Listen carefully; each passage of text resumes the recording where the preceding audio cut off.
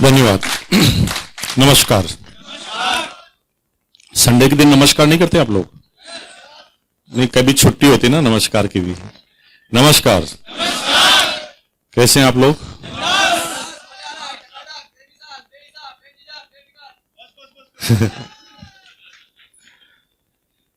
चलो, जो बोल रहा है उनके बारे में तो पता चल गया कि हालचाल उनका ठीक है। मैं उनसे पूछना चाहता हूं जो चुप है, क्या मानना चाहिए मुझे? जो चुपचाप है उनको, मतलब अगर कुछ बोल नहीं रहे तो मुझे क्या समझना चाहिए? हालचाल ठीक है कि खराब है, क्या समझना चाहिए?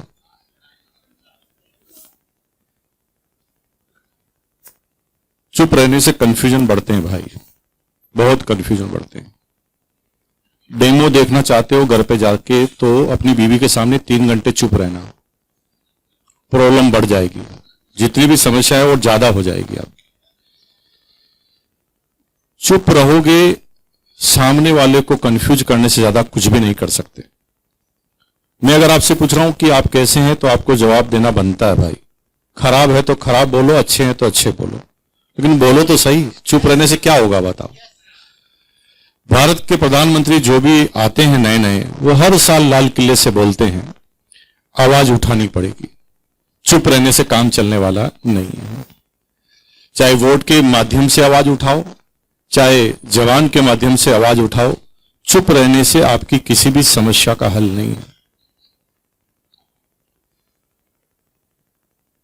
सब लोग आपको शंका की निगाह से देखोगे अगर आप चुप रहोगे तो। एक पुलिस वाला भी जब आपको गलत इल्जाम में पकड़ लेगा ना तो आपसे पूछेगा कल जो चोरी हुई थी आपने की थी, आप चुप रहना, पता क्या होगा? वो आपको ही उठा के ले जाएगा। चुप नहीं रहना, बोलना, जो भी अपने अंदर है उसको कम्युनिकेट करना। समस्याएं हजारों हैं, आई नो वेरी वेल।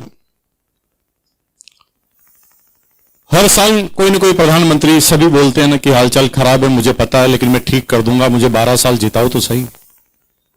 क्योंकि उसे भी पता है कि हालचाल में ठीक कर नहीं पाऊंगा, 10 साल से ज्यादा कोई टिकता ही नहीं। भारी भारी विद्वान आए, उन्होंने भी गाने ऐसे बनाए जो कंफ्यूजन और बढ़ा देते हैं।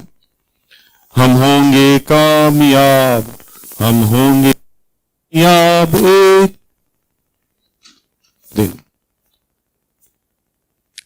ये भैया जो माइक वाले को तो बिठाना जरूरी है भैया यहां पर, क्योंकि मान सिंह जी मैं आपको बता दूं कि इन 18 सालों के इतिहास में एक भी मेरा फंक्शन ऐसा नहीं हुआ जहां पर माइक खराब नहीं हुआ। सिंगल। हेलो, और मजे की बात है, धन्यवाद। हाँ, नहीं ऐसा कभी हुआ ही नहीं है। अगर यहां नहीं हो रहा तो आश्चर्य की बात नहीं है। और मुझे ऐसा लगता है कि जब तक माइक खराब रहेगा तब तक ये बिजनेस धूम मचाता रहेगा, है ना? तो माइक खराब होने में भी खुश हो जाओ। थोड़ा वॉल्यूम डाउन करो भाई, थोड़ा सा वॉल्यूम चेक करो, थोड़ा डाउन करो, थोड़ा सा। Hello, thank you.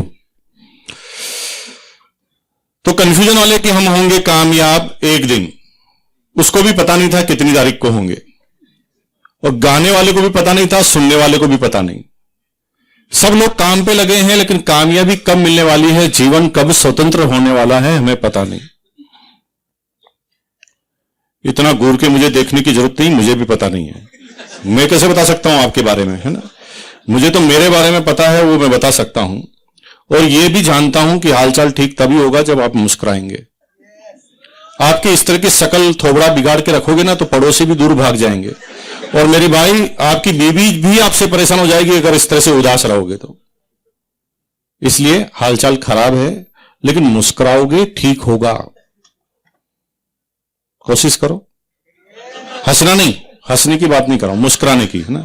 मुस्कुराने में आपको यह करना है कि बिना आवाज निकाले सामने वाले को महसूस कराना है कि आज मैं कितना प्रसन्न हूं। और अगर आपने ऐसा कर दिया ना तो तेज गति से लोग बाग आपकी तरफ खींचे चले आएंगे। अंग्रेजी की एक कहावत है, to attract people to have to be attractive. अगर आप चाहते हैं कि अट्रैक्टिव लोग आपके नजदीक आए तो सबसे पहले अट्रैक्टिव आपको बनना पड़ेगा। अट्रैक्टिव का मतलब यह नहीं कि मैं आपको कोई ब्यूटी पार्लर में जाने की सलाह दे रहा हूं।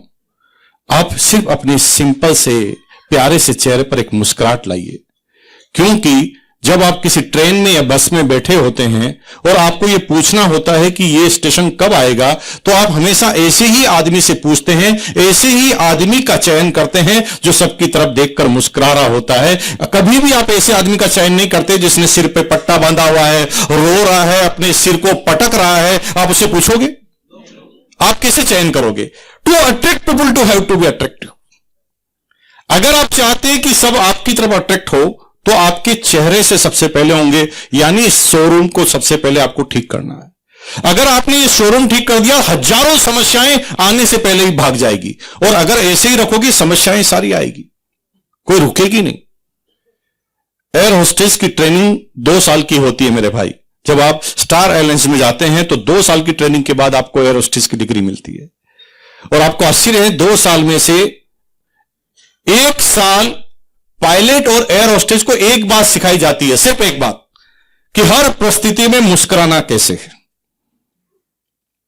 उनको कहा जाता है कि जिस दिन तुमने मुस्कुराना बंद कर दिया, ये 500 के 500 आदमी खत्म हो जाएंगे, हार्ट अटैक आ जाएगा उनको।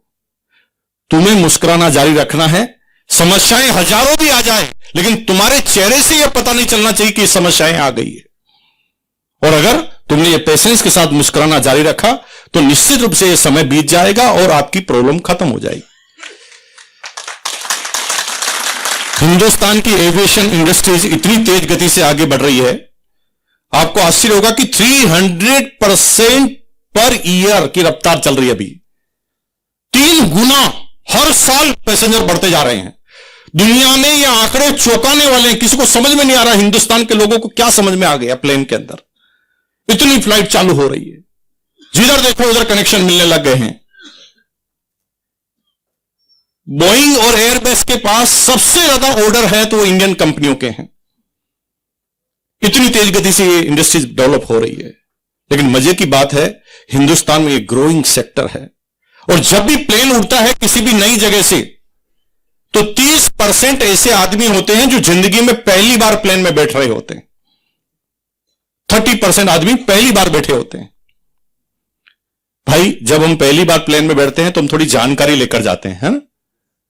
और मन में थोड़े कंफ्यूजन होते हैं कि सारा कार में बैठता और एक्सीडेंट होता तो टांग ही टूटती, और अगर इसका हुआ कुछ तो इतिहास गवाह है कि एक भी नहीं बचता, सिंगल। तो जब भी कोई आदमी पहली बार बैठता है तो बड़ा डरते डरते बैठता है। उसे लगता है यार कुछ गड़बड़ ना हो जाए मेरे साथ। कभी नहीं कभी तो गड़बड़ होती है, कहीं मेरा नंबर ना आ जाए। तो बड़ा डरते डरते वो हर चीज को बारीकी से देखता है, कभी बाहर देखता है, कभी आगे देखता है, देखता कि सब लोग हिल डुल रहे हैं कि नहीं डुल रहे हैं, कुछ गड़बड़ तो नहीं हो रहा। और जब प्लेन रनवे पे आता है,